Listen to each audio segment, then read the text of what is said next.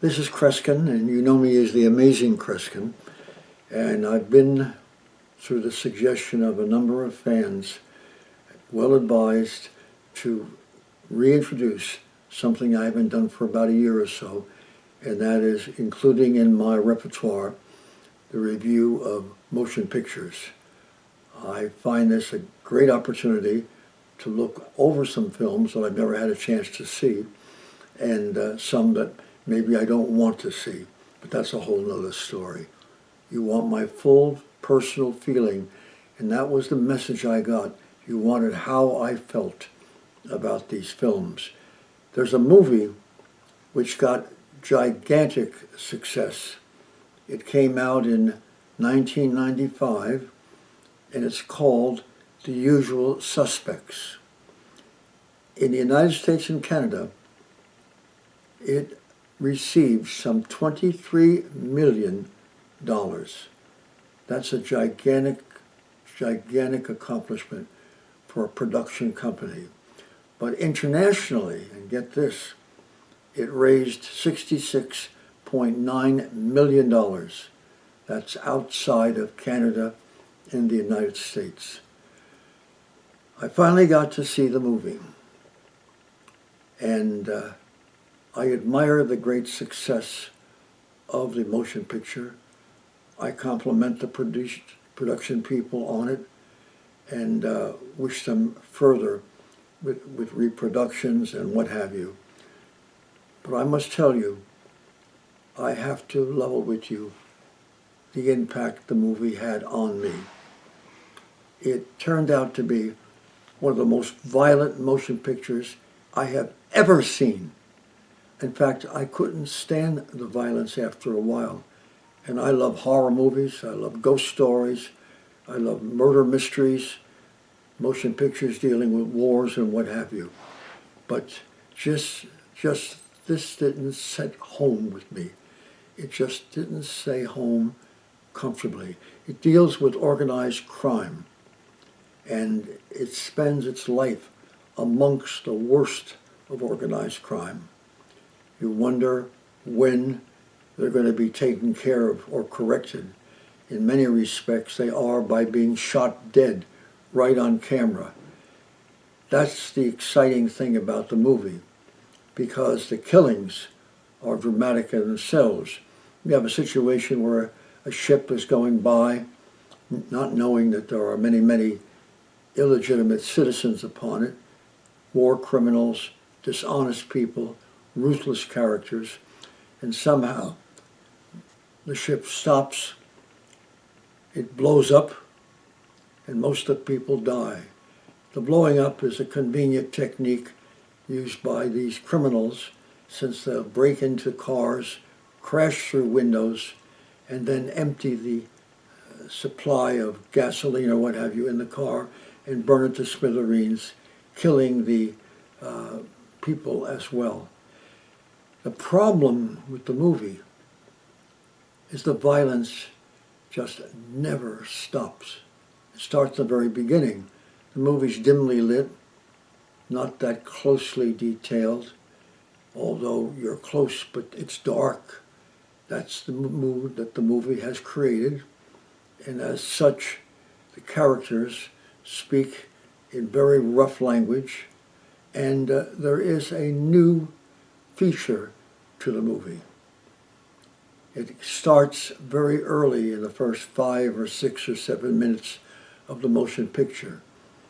It's the use of the F word.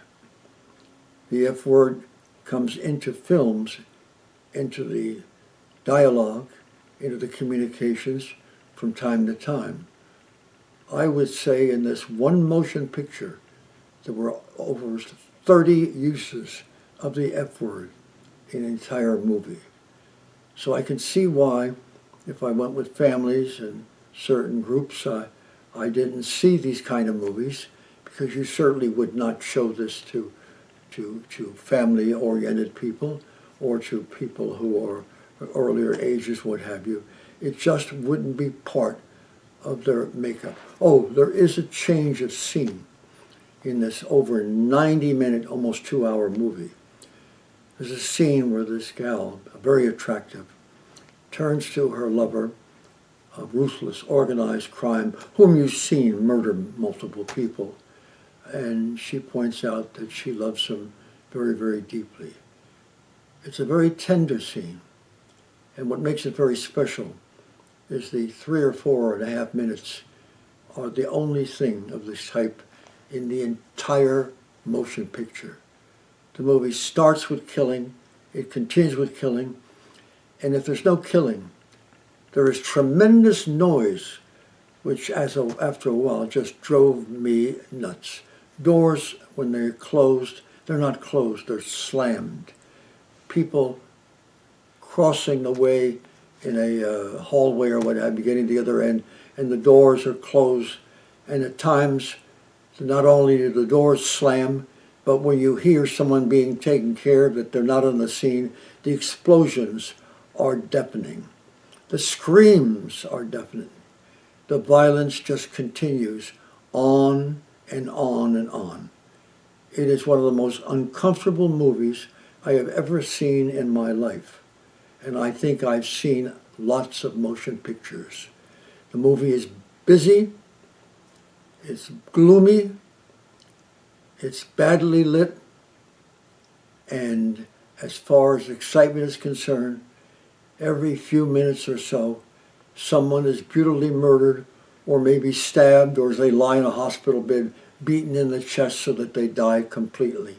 So the violence continues over and over and over again. As far as my seeing the movie a second time, can I be honest with you folks? There's no way on earth I would ever want to see this movie again. Let's just say, folks, to be continued.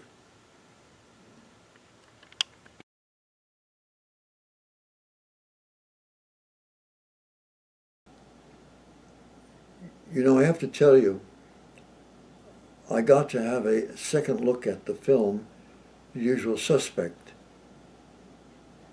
Understand that the reason there was not a complete review of the movie to begin with is that I finally turned it off up to 40 minutes. It just was too much violence, endless violence. I'm not criticizing the use of the F word maybe some 30 times. That wasn't what turned me off on the movie. But when you finally see the whole movie, I realized how important the twist ending was. Kevin Spacey is Kaiser Soze. The storyteller was the one who committed all the crimes. And the ending, of course, put all the pieces together. That makes it very, very clear to me.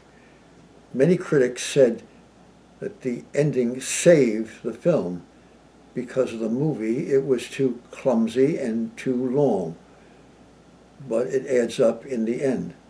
Well, that's how it didn't work for me, because I gave up on the movie, folks, literally 40 to 50 minutes into it. I just couldn't stand the noise, the violence, the endless repeat. You don't realize that you're looking for a twist, which is why people were surprised that I didn't mention anything.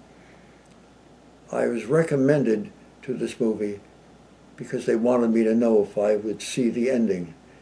And can I give you the answer? The answer is no. I didn't play it long enough. But you want to know something? That ending was a rare thing in movies at that time. Now it's become so common that people would not use it as a surprise or something to reflect upon. But when this movie was made, it was a rare, unexpected ending. Consequently, folks, I have to make a point of it. Even if a movie lasts 12 and a half hours, I've got to somehow survive to the end of it. Folks, to be continued, but the next movie I'm going to review is only a couple of hours.